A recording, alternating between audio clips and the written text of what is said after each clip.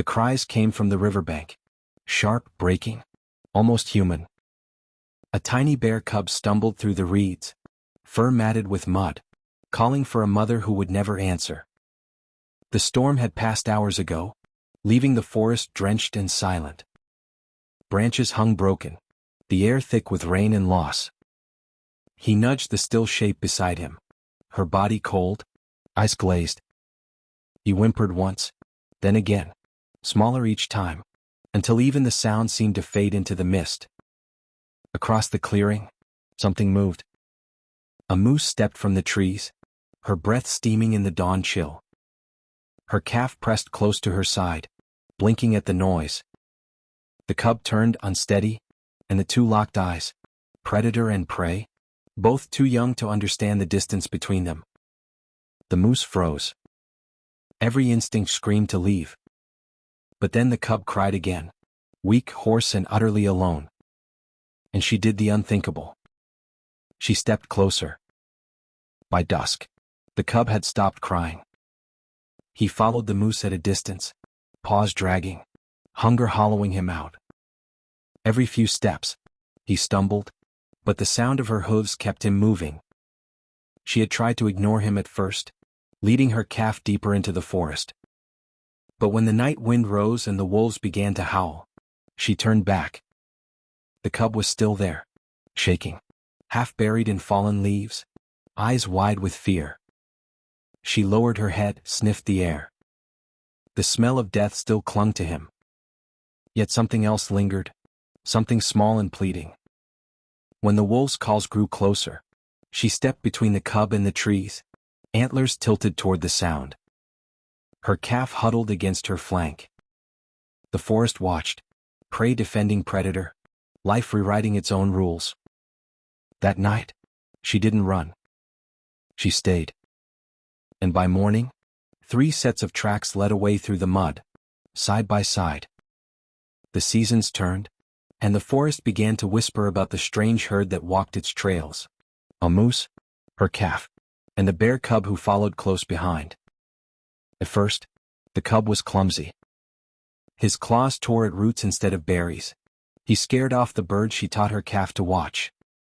When she grazed, he watched her chew and tried to copy her, mouthing grass that made him gag. But he learned, not to eat as she did, but to move as she moved.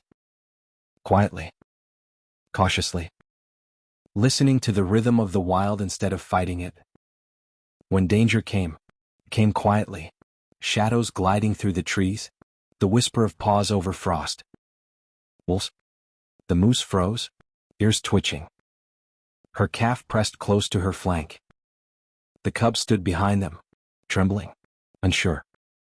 The first wolf lunged from the dark, teeth bared, eyes burning. The moose swung her antlers, striking air, driving the pack back a few paces. Then one broke through. A snarl, a blur, a cry. The cub didn't think. He roared. Small, desperate, raw, but enough to make the wolves hesitate. He threw himself forward, snapping at their legs, rolling, biting, and dragging one down into the snow. His claws found strength that hunger had hidden. When the wolves scattered, the moose turned, nostrils flaring. Her flank was bleeding, a shallow gash across her side. She met his eyes. No fear this time, no confusion. Only recognition. From that night, they were bound. The cub grew fast, heavier, stronger, his shoulders thickening under the coat of new seasons. The moose's calf no longer flinched when he passed. They played together in shallow streams, kicking up water and leaves. The forest watched them in silence, a family stitched from 2 worlds. When winter came, he cleared the snow with his paws so they could graze beneath. In spring he waded into the river first, breaking the ice so the others could drink. He had learned the sound of her call, the deep, rumbling grunt she gave when danger neared, when it was time to run, or to stand. And every time she called, he answered. Not as a cub anymore, but as her son. Years passed.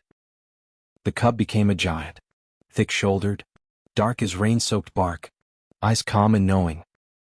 He no longer followed the moose herd. He led beside them.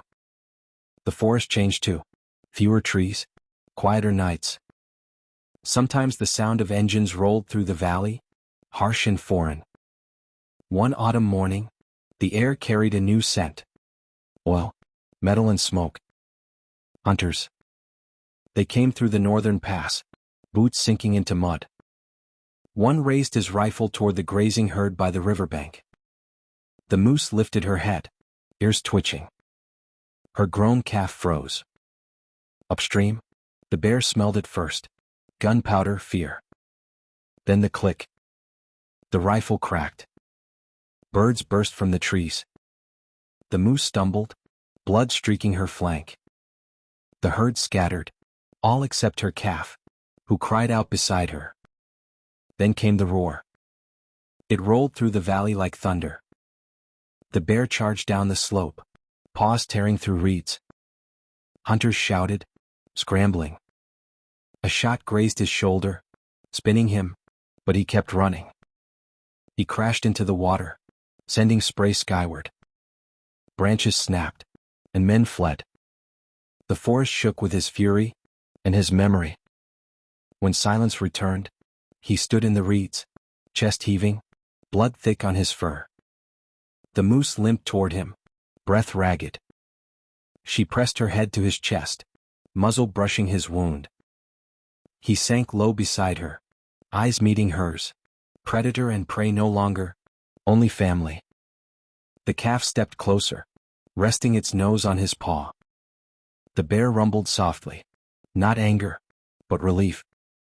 The fading sun spilled gold across the river. The herd watched from the ridge. The hunters were gone. And there, between blood and light, the bond that began with a cry in the rain held strong, fierce, impossible, unbroken. Winter came again, slow, heavy and endless. The river froze over, and the trees bowed under snow. The moose's breath grew shallower, her steps slower with each sunrise. She lay down beneath the birch where the ice first thawed every spring. Her calf stood nearby, grown now, strong and steady. And beside her, as he had always been, the bear. He lowered his head close to hers, his great body shielding her from the wind. The forest was silent, wrapped in white. When she exhaled her final breath, it rose as mist between them, a soft, fading cloud that vanished into the cold. The bear didn't move. Not that day, nor the next. Snow gathered along his back, covering him until he looked like part of the land itself. When spring finally came, rangers found the clearing. The birch had new buds, the ground already green where the snow had melted early. Two shapes marked the soil, one large, one small, side by side. Nearby, massive paw prints circled the place, pressed deep into the thawing mud.